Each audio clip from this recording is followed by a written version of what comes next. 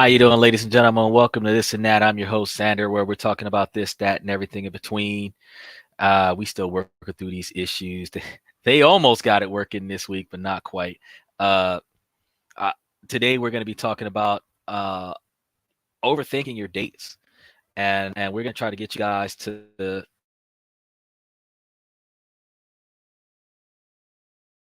eating at me because I've noticed that for years we have put ourselves in a position as men to really, really try to win the girl over by making the first date like the best time that she could ever have anywhere. And I'm going to be honest with you that that's not the mentality to have.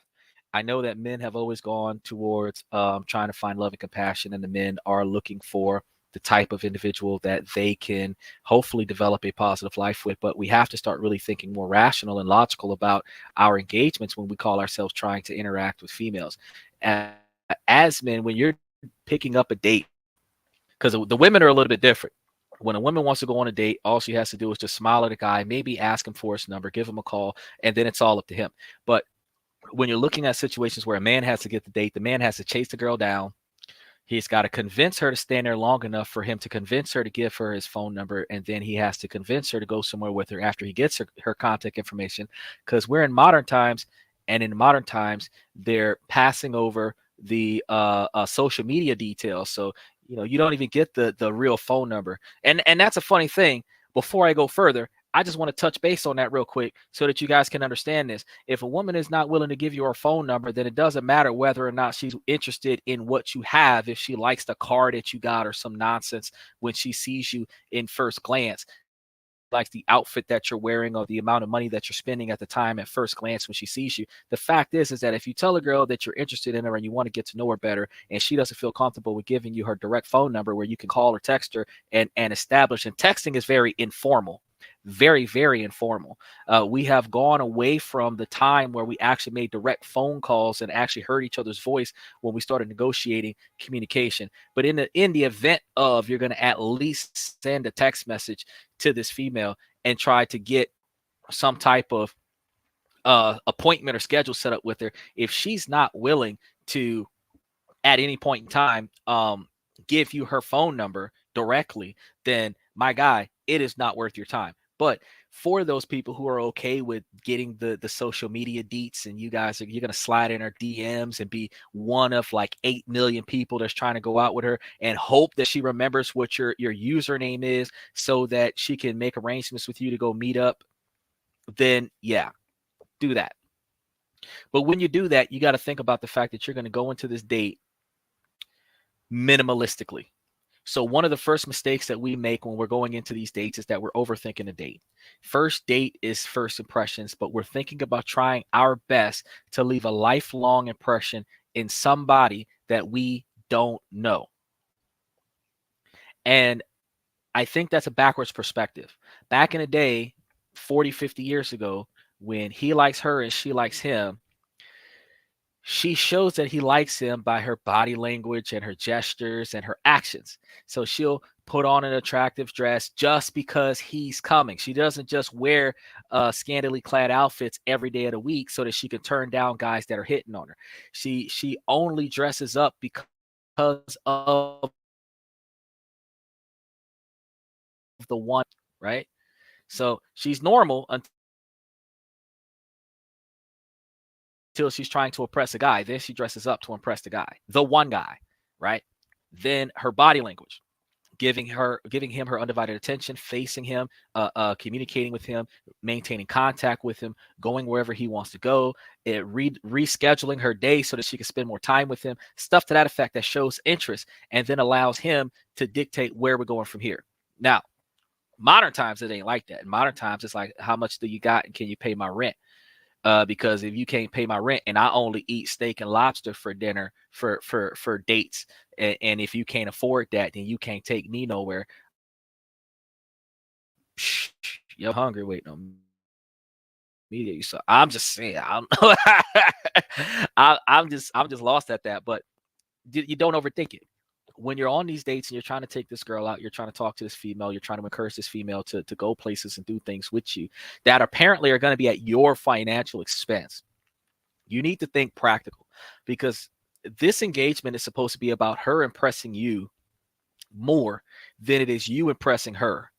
Because if you were interested in her because of how she looked or how she sound or how she smelled, some people are weird, that's fine. That's what made you go over there and talk to her. You want to get to know her better.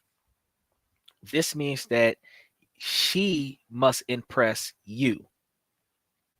So, under the mentality that she must impress you, you're not spending hundreds of thousands of dollars going on a date so that you can take her somewhere so that she can be like, oh my God, he took me to this amazing restaurant. He's such a nice guy.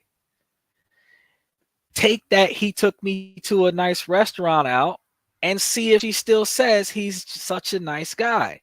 Am I a nice guy because I gave you a ride in my Bugatti? Or am I a nice guy because I was really nice to you? Am I a really nice guy because I took you to Nordstrom's and spent $350 for just you? Or am I just a really nice guy? Could we have taken a walk and shared the endless bread at Olive Garden with the garlic butter and sip some water with lemon, and I be a nice guy? Or am I just a broke dude because I didn't spend more than $10 on the restaurant? You got to think about this more practically. If she's there for what you can do for her, where you're impressing her with your money, your character is not being analyzed on this date. And if your character is not being analyzed on this date, then she's not worth your time, because you're going to be able to give to her whatever you can afford to give to her inside of your standard of living. And if she likes your standard of living, she's in. You know what I'm saying? If what you have to offer is in line with her financial expectations, then correct me if I'm wrong, McNuggets. If you know what you have to offer is in line with her expectations, she's signing up. So it's actually more of a challenge for the woman to show her value to the man on the first date, because a man being able to spend a bunch of money to impress a girl is really only going to show the woman two things. The man is wasteful and she can get a lot out of him and not do much for it. But she's not going to be able to prove that he values her. He's not going to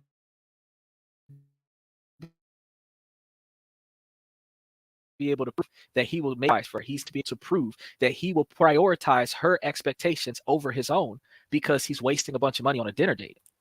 That's like the first mistake for a woman to say, I only eat steak and lobster and I want a man to take me someplace fancy, 4-star, 5-star, something expensive. What you want is a man to be able to come and change your tire because you caught a flat on the way to the date and you can't get there. What you want is for a man to be able to come and fix your car or something, or just come and get you and call a tow truck. What you want is a man to be able to come to your aid when you need him. What you want is for a man to be on time instead of being late. You want to be able to depend on him. You want to know that he's fiscally responsible. So if a man is spending $350 on a stranger, is he really fiscally responsible? After I've told you guys for the last 2 months how you can invest that $350 to start turning away interest on a weekly, monthly, daily basis, and he's wasting $350 on a stranger, is he really responsible? Think about it like this. It would, with a man that was willing to you know, fornicate right in front of you and you don't even know his name with a completely different stranger? Most women would say no. Most women would say that's gross. Okay. Now, likewise, does it make sense that same scenario, dude's just throwing money? Now, for poor folk, anybody, man or woman, throwing money around, I'm gonna grab that. I'm gonna put some gas in my car. I'm gonna pay my toll. I'm gonna pay for parking. I got this traffic ticket this one time. I can take some of this money and take care of my shit. But what if that was your money coming out of your household that this man was throwing around? Would you be okay with that? What if he was taking your paycheck that you just were throwing it down on this dinner date? Would you be okay with that? And if the answer to that question is no, then man, what you got to understand is that y'all can't be sitting over here putting a stake in and saying, first things first, on this dinner date, he got to waste all this money on me to show me that I'm important. I'm going to tell you something real quick. You know, simplicity. What's important? When you bend over to pick something up off the ground and he cover the table so that you don't knock yourself out. That's he ain't even paying attention to you. He talking to somebody else and he kept you from hitting your head on the table. That's important. You drop something, he pick it up. That's important. You fall, he catch you. That's important. You want to test your man, be the clumsiest son bitch in the room and see how much he keep you from hitting flow. That's important. That's how you test him. You understand? Y'all sitting over here testing this man. He gonna take me on a yacht trip. He's a nice guy. Shoot. I can tell you right. I can name some people, and y'all already know who I'm gonna name. First one on the list: Chris Brown, Quavo, Rick Ross, Ray Rice, O.J. Simpson, Bill Cosby, Mystical. I could keep going. I keep going. You understand? We can start naming names of some rich folks now. And I can tell you right now that they ain't been treating women the way women want to be treated. And these are rich men. These are the top 1% that y'all want that are making over 100,000 a year. Y'all can't name one rich man besides Barack Obama that ain't did nothing dirty. Can't name one. Off the top of your head, just throw a name into the comment section real quick of a man that you know of besides Barack Obama that has not at any point in time been in a scandal in his relationship. You can't even say Will Smith. He had 2 scandals. 3 if you include the Emmys. You understand? Out of all the famous people, out of all the rich people, we can only think of off the top of our head one family that has not devalued and degraded themselves in the social life. Just one. Now, the rest of the 99% of the poor folk, because there's only 2 classes now, because y'all already know which direction this country is about to head. There's going to be the rich, which is getting taxed at 30%, and the poor, who can't afford to be in the 30% bracket. Everybody that's not in the 30% bracket, you're poor, including me. Just everybody. You got to be making $168,000 more than the average person to be rich, to be that 30 percentile. So as a W-2 worker, I can tell you right now, if you got a 15% tax bracket starting in 2025, if you're in that 15% tax bracket, you're poor. Plain and simple. There's no middle class. It's just the rich and everybody else. So for the rest of us, 99% Americans, that's going to be taxed 15%. When you're trying to go on a date, you got to be reasonable. You guys got to stop overthinking this. You're not trying to get an itinerary where you're doing a bunch of stuff like going to a theme park and going to all of the exhibits. You're not trying to take the girl out on a date where you both are distracted by the event. You want to spend the first 2 or 3 dates communicating with one another. You might do a group activity where you guys can entertain yourselves, but you're spending most of your time communicating with one another. So if you're overthinking your dates where the bill is massive, you are headed in the wrong direction.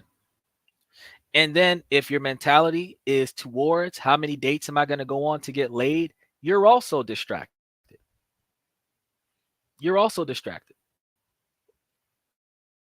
So fellas, for those of you that only take girls out on dates so that you can get laid because you feel like you can impress her with your assets that you're wasting just so that you can sleep with this girl, one, you don't have value in her. So ladies, if a man is only interested in you to take you places, to sleep with you, first you have to think about how you're presenting yourself to the general population. Because if you're overly sexualizing your own appearance, where you're scantily clad talking about something, I want to look sexy. Michelle Obama can look sexy and does not look like an OnlyFans girl. So how come Michelle Obama can look sexy and be formal, be covered up, and I never seen that woman show nothing above the knee? She got high top. I ain't never seen cleavage from Michelle Obama. I don't think I've ever seen elbows from Michelle Obama, to be real with you. I ain't never seen a belly button from Michelle Obama. Why can't women dress like that and still be sexy? Why you got to show everything except the nipple to call yourself sexy? Why you got to show everything except the landing strip V-line cut to show that you sexy? Why you got to get tattoos in inappropriate places and then wear clothes to expose the tattoo just to be considered sexy? But if you are presenting yourself in that, you're wearing a type of clothes that shows that you're not wearing any underwear on. That's not going to give off the right idea. That's not going to give off the right perception. They got some women, especially those that are in college right now, the college girls, the freshmen, they're lingerie as if it is an outfit. Why are you wearing lingerie as if it is an outfit? If you look like you rolled out of bed and left your house, you are not appropriately dressed. And whatever attention that you get from that type of attire is not going to be the attention that you want. But you got to understand that some people that otherwise would not receive attention would prefer negative attention over positive attention. But if you are trying to attract somebody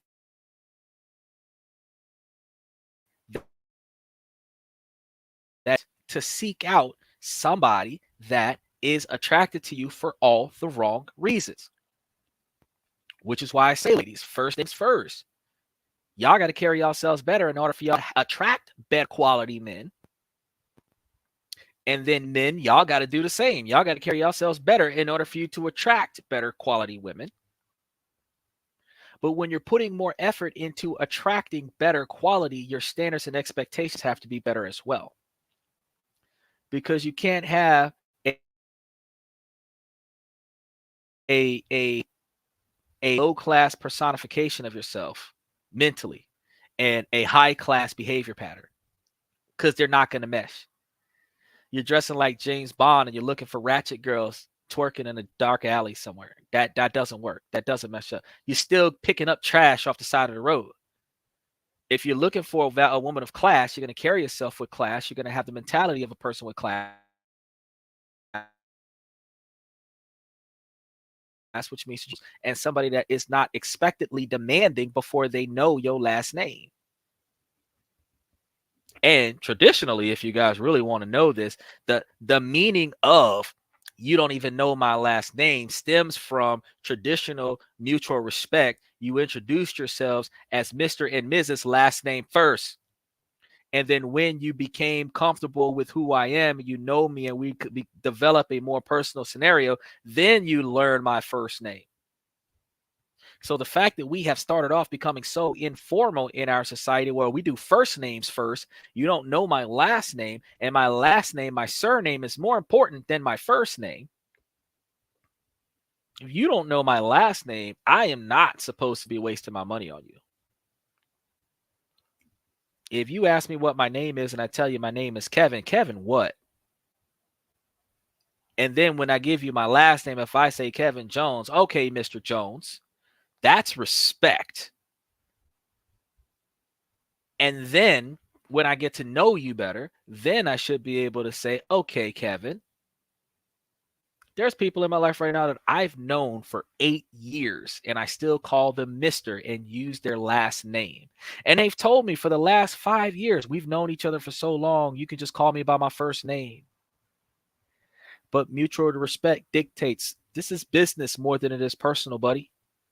So while from time to time, I might use your first name, 80 to 90% of the time, I'm going to use your last name because we not family. We're not best friends. We only have a business relationship between each other. And our business relationship can become informal because we've spent a decade doing business together. But that does not mean that I should become less respectful to the formalities of business because we've known each other for a long time. Likewise, in relationship, think about this. In Japan, in China, in Asia, Korea, South Korea, they kick off last names before anything. And it's like that for decades. The only time they start off, typically with the women, the only time they start off with first names is when you have siblings and everybody's got the same last name. Then to differentiate one sibling from the other, you might use first names, or you might use nicknames before you use first names. But you don't tiptoe on them first names until after you know who the heck you're talking to.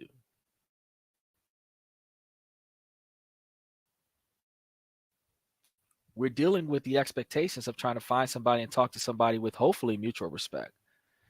We're hoping that we want the person that we're sitting in the room with. So the question is, when did it become a thing for it to be a requirement for a person?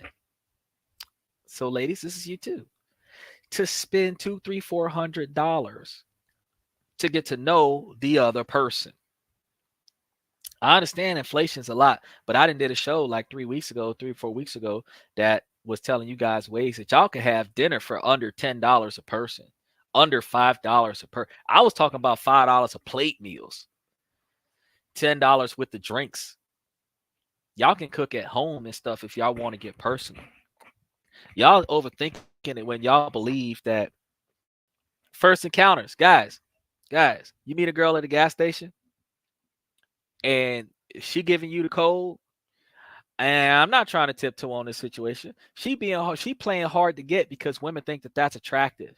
Women think that men want to chase. I'm going to tell you something, ladies. Don't no man want to chase nothing other than sex. A man would chase sex, but when a man is looking for a companion, a man ain't trying to chase that. A man don't want no challenge. When a man is conquering sex, he might put extra effort into conquering sex, but a man is not going to conquer his wife because his wife is supposed to help him succeed. So he's not supposed to be trying to do no hostile takeover and overthrow the kingdom of the woman in order for the man to have a wife. Because that's not a wife. That's a concubine. Think about this, ladies. Y'all want to carry yourselves as queens. Y'all want to carry yourselves as like the leader of your own tribe, and then your tribe is going to merge with his tribe. You're doing a merger. You're not conquering the other tribe. You're blending together. So why is your mentality that he has to hunt you down like Jason on a scary movie, like the guy in Texas Chainsaw Massacre? He's got to hunt you down and catch you. And then he has to lock you down like Saw 5, chains in the basement, to keep you. Because if he makes a mistake and allows you to get away, you're gone. And that's supposed to be a healthy relationship. Somebody explain to me, where is the healthy in that? If I got to hold you down so that you don't escape, you don't want to be here. So if you don't want to be here, why the hell is you here? I'm going to tell you, I've actually had a situation where I had somebody, I drove 2 hours to pick them up, 2 hours to bring them over. They started an argument with me in my house. They started an argument with me in my house. You know what I said? Why the hell is you here? That's exactly what I said. It just came right out. It came right out. Who cares that I came and got you? Who cares that I brought you all the way out here? I'll bring you back. I'm that person that don't make me turn his car around, because if I don't turn his car around, you getting out right here kind of person. Like, real talk.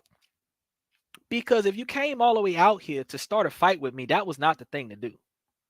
But if you coming out here to get to know me, you coming out here to learn from me, because women want a man that's better than them. Women don't date men that are equal to them. Women want a man that's better than them. And those women that want a man that's better than them want a man that's smarter. They want a man that's more financially capable. They want a man that's more financially stable. They want a man that has his stuff together. And since they want this from a man that is inherently superior to them, because they're expecting somebody better than them so they can feel like they're coming up in this relationship, then why are you not willing to learn from that man? Why not follow instructions from that man?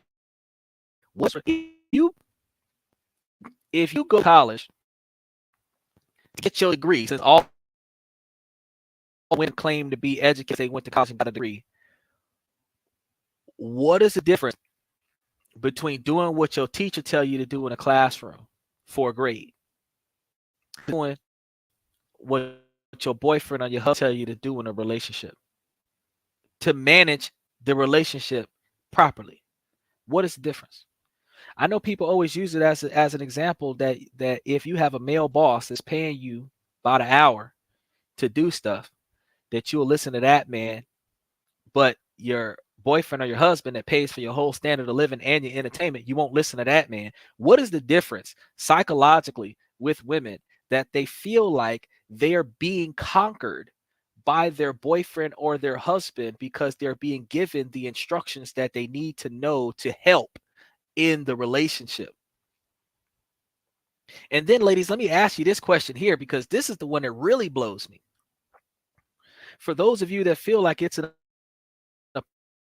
oppressive notion for a man to give a woman instructions, why is it, uniformly speaking, that you will not ask a man what he wants and what makes him happy, but you expect a man to ask you what you want and what makes you happy?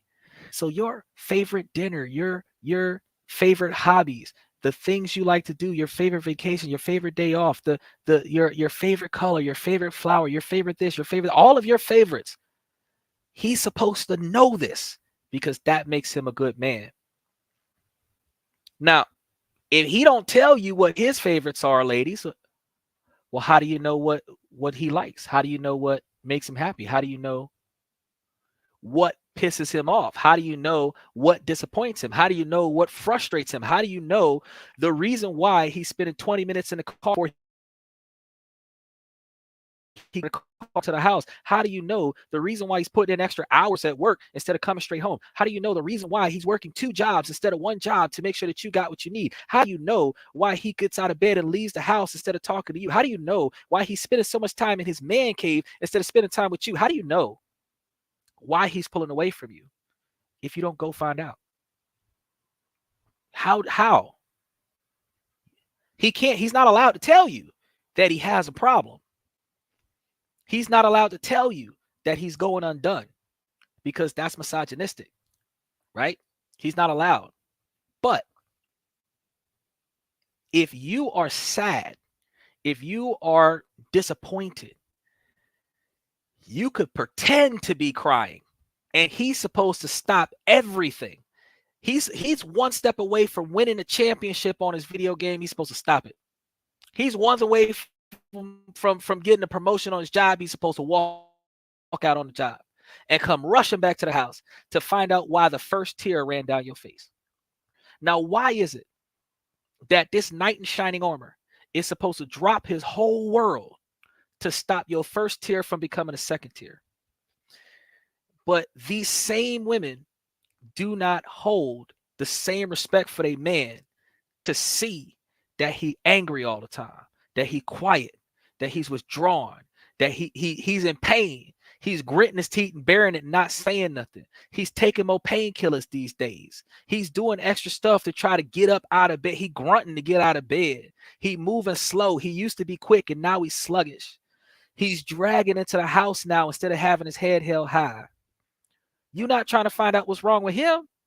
Men aren't supposed to cry, right? Why? So when we're looking at these dates, trying to get to know this person, fellas, we overthinking it. Because if we don't got a woman that gives a damn about how we feel, why are we trying to impress a woman that we don't even like? We like the way you look. We like the way you smell that day, if you smell good. We might like the outfit that you was wearing, probably because you overly sexualized yourself when you wore that outfit, and we were thinking about, oh, I could sleep with her. But if you're going out on a date with a girl because you can sleep with her, then you're not even going out on a date with a girl for the companionship that men are supposed to be seeking. And dating game is not supposed to be about hooking up. That's how it's become in 2024 culture now. We're supposed to be trying to find long-term companionship. I've been talking to you guys about this on the show for years. So we're supposed to be trying to find people that we're going to get with and stay with, that we're going to improve with, that we're going to build businesses with, that we're going to build livelihood, we're going to build generational wealth with. I know a lot of y'all running out there talking about some y'all going to vote for the blue team because the blue team going to give everybody $1 million that's an ancestor of a slave. But what is you going to do with your $1 million? If the US government gave you today, I see all of y'all looking at me from YouTube, Twitch, Twitter, TikTok. I see each one of y'all. Name one thing in the comment section right now. Name one thing that y'all would do. I see Red Void. Name one thing that you would do if your country gave. I know you're in Romania, Red, but just for the sake of the question, name one thing that you would do if your country gave you $1 million. And I tell you what, right now today, if any one of y'all thinking it and not willing to type it in the comment section, if any one of y'all thinking it and the first thing that comes to mind is not invest, y'all lost already.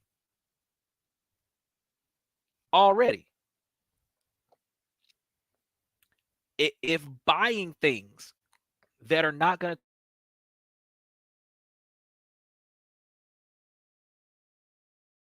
turn you a profit in the long run, it came to your mind, y'all don't even need to be trying to get into the dating game because y'all gonna waste $1 million.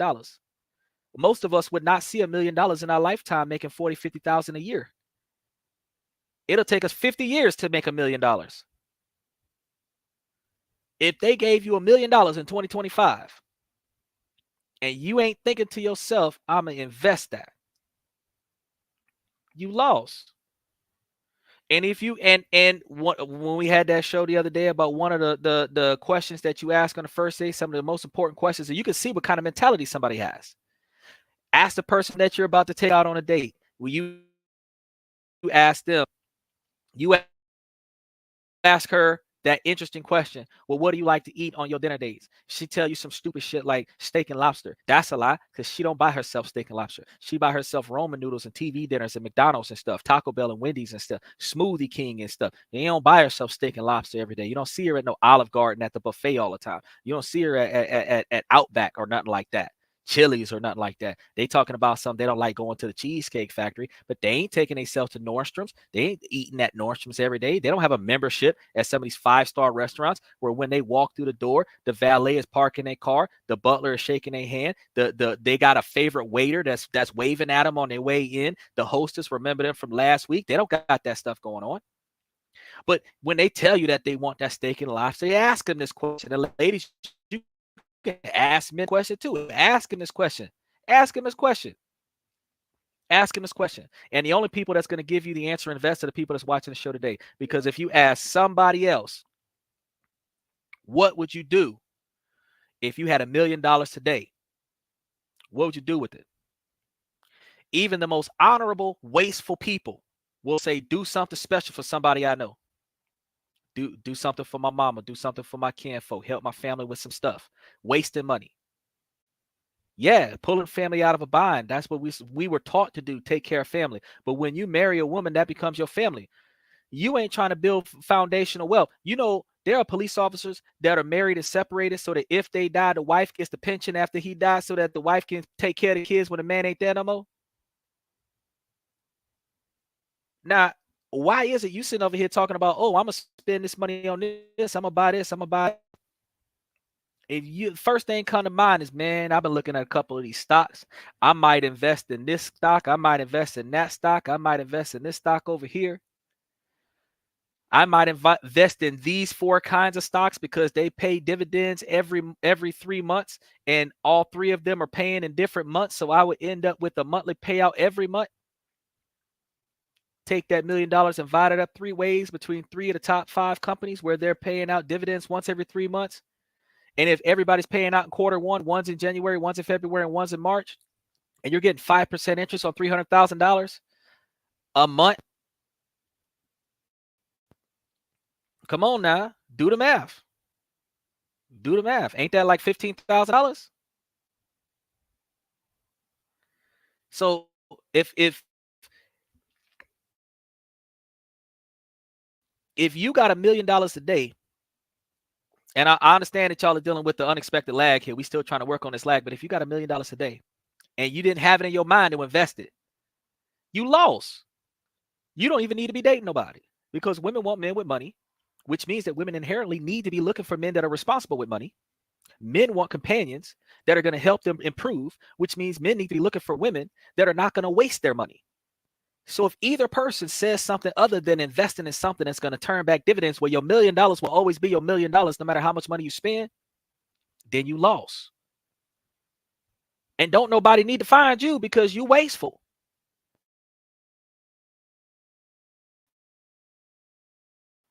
$500,000 of that, and then you might invest the other $500,000. You lost, because if you surviving off of 99% of your income going towards bills, you get $1 million. You could put that $1 million, like I told you, in that stock. Now that stock paying you 15 grand a month. Wouldn't you be able to spend 15 grand a month a lot easier, knowing that 15 grand a month is going to keep coming for the rest of your life? I know a lot of y'all sit here saying, yeah, fair enough. But had I not told you about that today, you would have been sitting there like, man, I'm gonna go buy the Lambo, this Bugatti, the Hummer. Some people want that Cybertruck. Some people want that $500,000 what is it? Revenera or whatever it is, the $500,000 truck that Monster Beast had blew up with a grenade. That some people want luxury vehicles. You know, you want those sports cars, those Lambos and stuff. They get miles to the gallon with a $1,000 a month insurance rate, because them cars is expensive. Them cars ain't cheap. You know, Mercedes-Benz got $2,000 for an oil change. You understand? They sitting over here wanting these expensive ass cars, knowing that they can't afford to fix the shit. Now, think about it now. We really try to get real with it. You know, some of y'all might go and buy a house, but that's all you'll do with it. You'll buy it and you'll have it. You won't buy it and then use as leverage to buy another one and then rent out one so that one is paying for the mortgage for both. You won't buy an apartment complex and then live in one of them and just be the landlord on the property and then have all these people paying you money where your standard of living is free and you just got a bunch of neighbors that owe you money. Which, wouldn't you feel better if everybody that you talk to owed you money than it would be for you to be talking to a bunch of people that you owe money to because you borrowing from your friends because you ain't got enough money to get by? Let's really be real about this now, because I mean, yeah, you could throw it into some stock markets and some real estate and throw it into some Bitcoin. You could throw, you know how fast you could throw $1 million into Bitcoin at 80% return interest and turn $1 million into $1,800,000 in 12 months. And you sitting up here talking about I'm gonna go buy X, Y, and D. I'm gonna get my hair done. I'm gonna get my nails done. There's some red bottom shoes I want to go get. This, that, and third. You know, I'm gonna go get that lipo. I'm gonna go get that. I'm gonna get that BBL and everything that I've been wanting to get. Come on now. You got fellas talking about getting golds in their mouth, buying all these ludicrous style chains and expensive ass cars and $20,000 stereo systems and lift kits and drop kits, and everybody wants a Hellcat with a scat pack and a competition this and for what? But when we sit over here and talk about, let's be real about finding the right person, because we in a tough time in our country right now. We in a tough time where broke folks is broke folks. You understand? And when we're in a tough time where broke folks is broke folks, we got to realize that when you're trying to find somebody that you're going to spend the rest of your life improving with, you got to be looking for a mentality that's improving. You got to look for the type of individual that is going to make the same sacrifices that you're willing to make. If they're not willing to make the same sacrifices that you're willing to make, then y'all got problems. You understand what I'm telling you?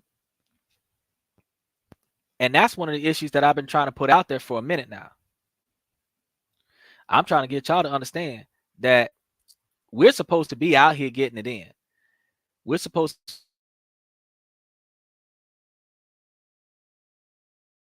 be trying to do this under the expectations that the people that we get with, like even Joe was on here Wednesday. Joe's wife been around for ages. He in his late 70s, his second wife still there. And his first wife didn't work out. Why did his first wife not work out? Didn't meet expectations. Didn't matter if he didn't meet her expectations or she didn't meet his expectations. Didn't meet expectations. Second wife still there. Been together almost 40 years. Kids in college and everything. What's up with the modern time where all we're doing is putting all our eggs in one basket and saying what we're gonna do is we're gonna chip in and we're gonna convince to ride with us, bro. If I gotta bribe you to ride with me, you don't need to ride with me, Because just like your boy said on Cadillac Records, if you hang around me long enough, everybody get a Cadillac. That's the mentality that successful men have. If you hang around me, I ain't got to buy you shit. If you hang around me long enough, you're going to be successful. So if a female want money to waste, if she's hanging around a successful man long enough, she's going to get money to waste. She's going to find ways to earn money to waste. She's going to find ways to have other people earn her money to waste without her having to use her man.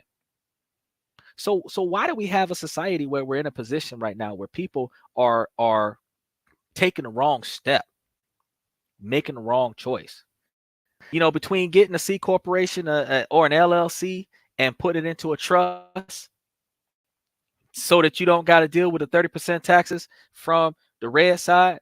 And what if you got $1 million from the blue side? If you invested that $1 million into your LLC or your trust and you start getting dividends, now you got tax-free money getting handed to you, and all this stuff that could be going on right now. You telling me that we sacrificing everything. We sacrificing everything so that we can go and get that latest. A lot of us young boys is out here running out here trying to get that new Xbox and that new PlayStation and the GTA 6, the new Halo that's coming out, the new Madden that's coming out. But the new double screen monitor with the big supercomputer hard drive on it, where you're getting 2 terabytes or 5 terabytes of data space, where we're buying stuff instead of trying to build a regenerative income. We're not even trying to be consistent with our future. And that's what I told you. I had to say that for a hot minute. Like real talk, if you're not able to pay attention to what's really important, you got to really step back. So on these first dates, when you sit over here trying to talk to these females, you're trying to communicate and interact and engage with some of these females. If the situation is not going the way it's supposed to go, you need to step back, because if you don't rethink your position, if you don't clear your mindset of the unnecessary and unjustifiable conflicts in your line of decision making, you're not going to be successful. You will end up compromising your non-negotiable expectations for behavior for greed. Lust is a form of greed, believe it or not. The desire to want to smash all the women with a pulse is a form of greed. So what is that, Mick Telly? Tell him. In these situations, we need to really be thinking about how are we going to interact with people the way we want people to interact with us. How are we going to be able to show people that we deserve the respect that we have inherently earned? And that's why I say, well, first of all, we got to change these priorities. We got to change that mentality. We got to change the way we think about things. We got to change the way we do things. And those women that say Cheesecake Factory ain't it, sweetheart, if you're not willing to get you 2 items off the dollar menu and a cup of water, you don't even need to be going out on a date. Like real talk, you would do better getting 2 cups of coffee to go for $1 a piece at a McDonald's and just go sit outside. You guys can get 2 cups of coffee to go to Sonic and just sit outside and talk. $2 for the whole group. $4 for a large cup of coffee for both of y'all. $5 so you can get an extra coffee to go and just sit there and talk. $1.25 for a soda. $2.50 for a 2-liter. Y'all shouldn't be spending more than $10 to get to know each other. For the both of y'all. And then after you know that man's last name, after you know what kind of financial interest this man has, after you know what kind of financial interest that she has, after you find out what their 20-year plan is, after you find out what steps are planning to take for their retirement. Ladies, y'all want a man to help you chase your career path if you get with this man. If you want a man to help you chase your career path, you need to be able to have you an investment portfolio. Why should he be investing in you? So that you can get your career off the ground. Y'all don't even do that. I've had a lot of these women in some of these dating sites and some of these dating shows say, oh yeah, well, I'm trying to further my career. Are you going to support that? Well, what do I get out of the deal? Because sex can't be the only thing we getting out of the deal, because you chasing your career got nothing to do with the relationship. You chasing your career is your personal desires. So asking your boyfriend or your husband to invest in you chasing your career, ma'am, what is he getting out of him investing in your success? Because one of the things that we can say that, and I know we got a show coming up soon, we're going to be talking about that in November. We're looking at women say that men benefit from the women's presence. Women say that. I have yet to find it. But when a woman who doesn't have an education gets with a man, gets her education because the man is taking care of primarily everything, and then she uses that education to get a better job than what she had before she met the man, that means that she's improved because of that man. When those two break up, that woman is now living better than what she was living before she met that man. That man is probably still on the same job he was at before he got with her. That man probably still at the same level on that job that he was at before he got with her, unless he lost that job, making sacrifices for her.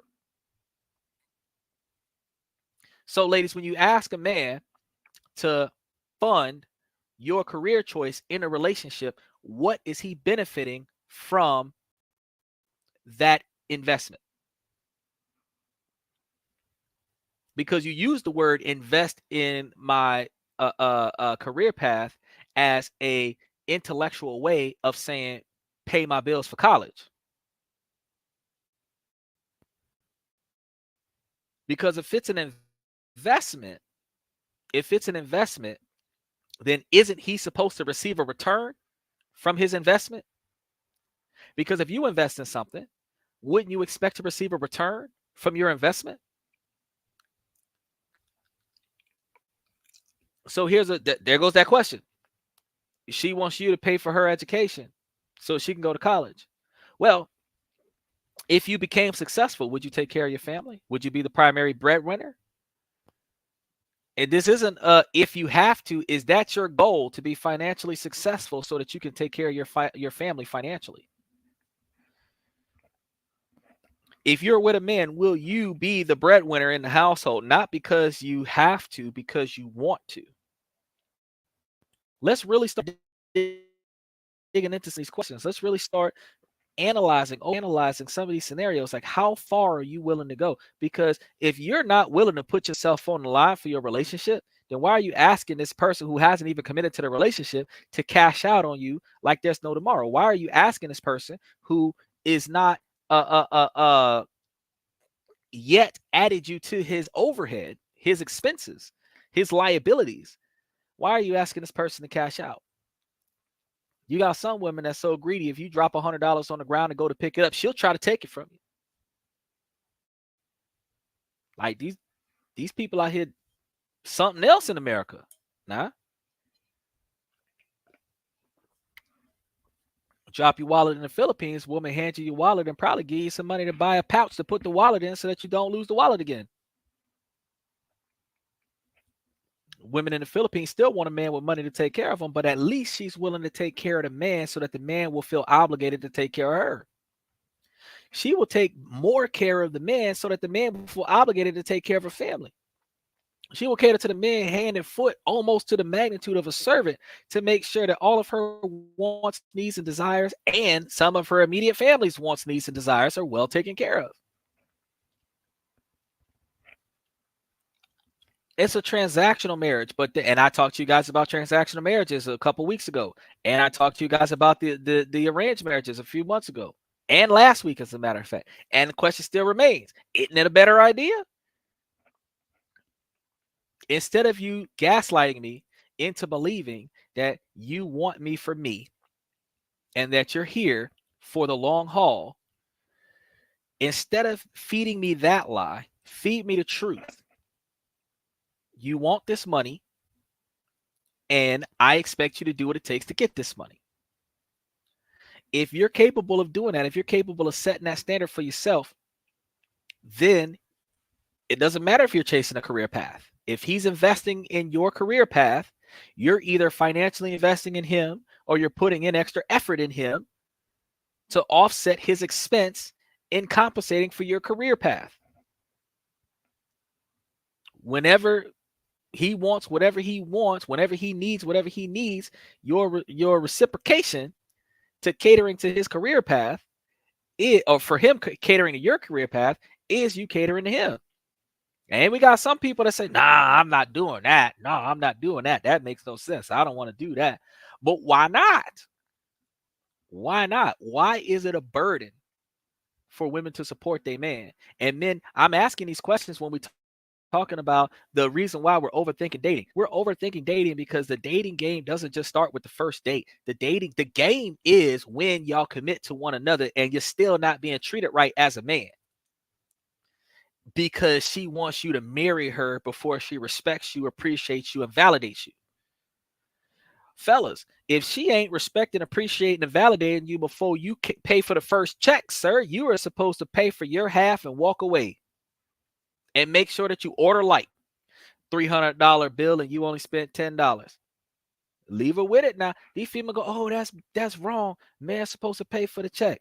There's so many things that women are supposed to do. You know, if women did what they believe that men expect women to do, you know that we would not have dishwashers, we would not have microwaves, we would not have self-functioning vacuum cleaners. If women were doing, we would not have automatic riding lawnmowers. We would not have a self-driving cars. We would not have cabs to pick up the children where the kids don't even.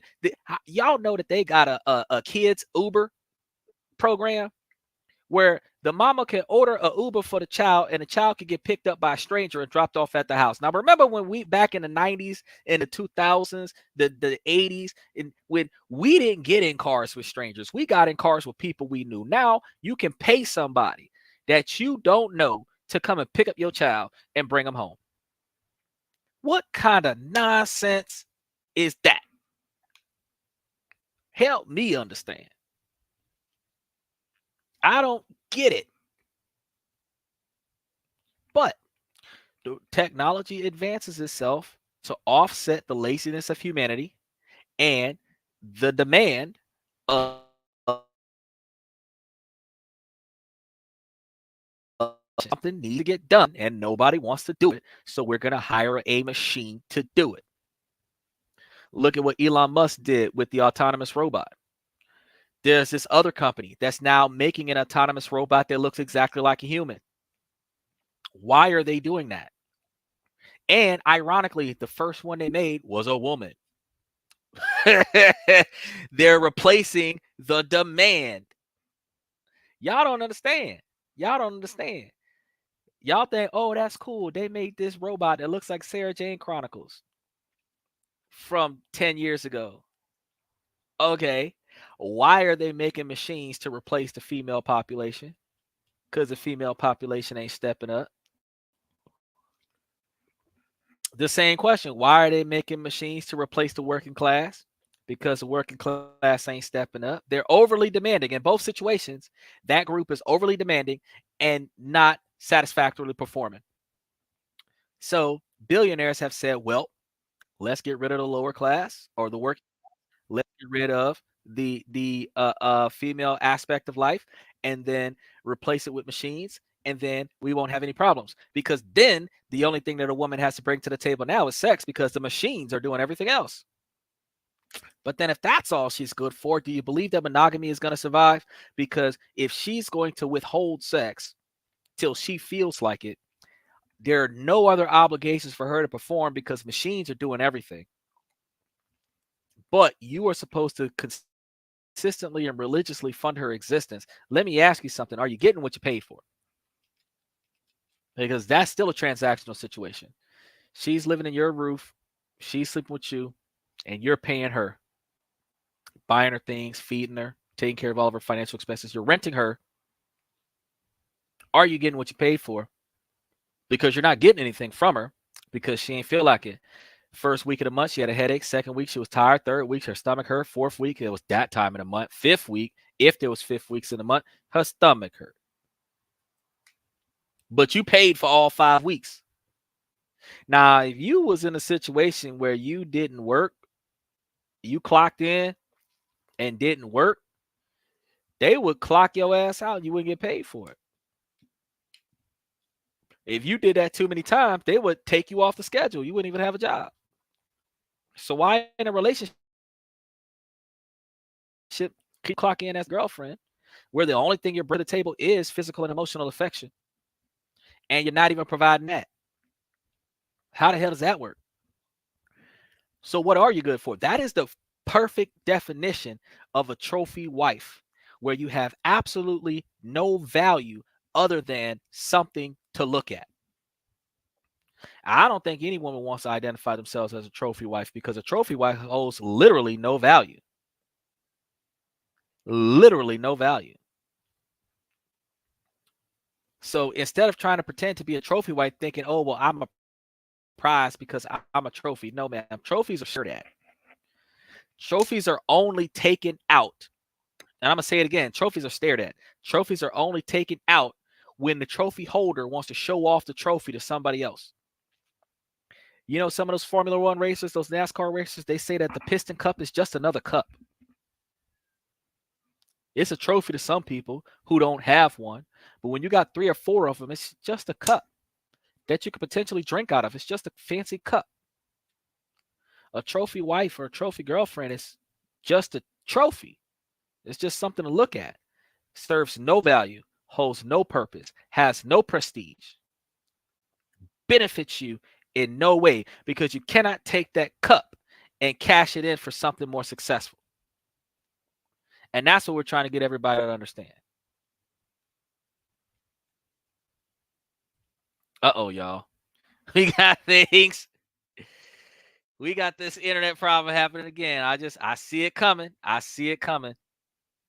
I see it coming. There go the flash. Local network access, local network internet connection, Wi-Fi available. Don't play. Don't play. See, we tried the end of the show, so we can always go ahead and bring this to a close, but I'm sitting over here looking like, well, why did it do that? It just flickered on us. It just flickered on us. Hold on, guys. Hold on, guys. It's gonna get better. It's gonna get better. One of the things that I have to do in order to get us on a good show is that I have to just reset the entire building in order to make sure that the internet is functioning the way it's supposed to function. Because if I don't, we'll have a hiccup. But I think with all the fire engines and ambulances that's happened in the area, I think we just had a transformer blow, which means that we might actually have another down cell tower. And if we have another down cell tower, then we may have just lost all of our existing internet, and we are operating on 1% internet service, trying to function the function. So I don't know how we're going to get through this, but we're going to get through this. So, oh boy, oh boy, oh boy, oh boy. I tell you what, look, I done gone on my tangent for an hour and 20 minutes, and I done made all the points that I can make today anyway. So since this is looking like it ain't gonna clear up, I'm gonna have to reformat everything. I'm gonna have to reconnect it to another line, probably have to call the phone company and get them to figure out what they're doing, because everything just shut down again. So since we are towards the end of the show, I really appreciate you guys coming to This and That, where we talk about this, that, and everything in between. Red Void, I see you there, so I really appreciate you dropping in. It's always a pleasure when you're here. I'm sorry that you missed the CPA that came in. He came in and talked about taxes and history and everything like that. We was on for 2 hours and 30 minutes on Wednesday, so I'm sorry that you missed that. I'm still trying to get a couple guests up on the show. As soon as I get them up on the show, I'm gonna tell you guys about it in advance. We still have a few days open in next week, and a few days open a week after, where I'm gonna try to get some people in. And as I fill in those gaps, I'm gonna let you guys know towards the end of the current existing live, so that you guys are prepared for follow-ups in the week with our confirmed live guests.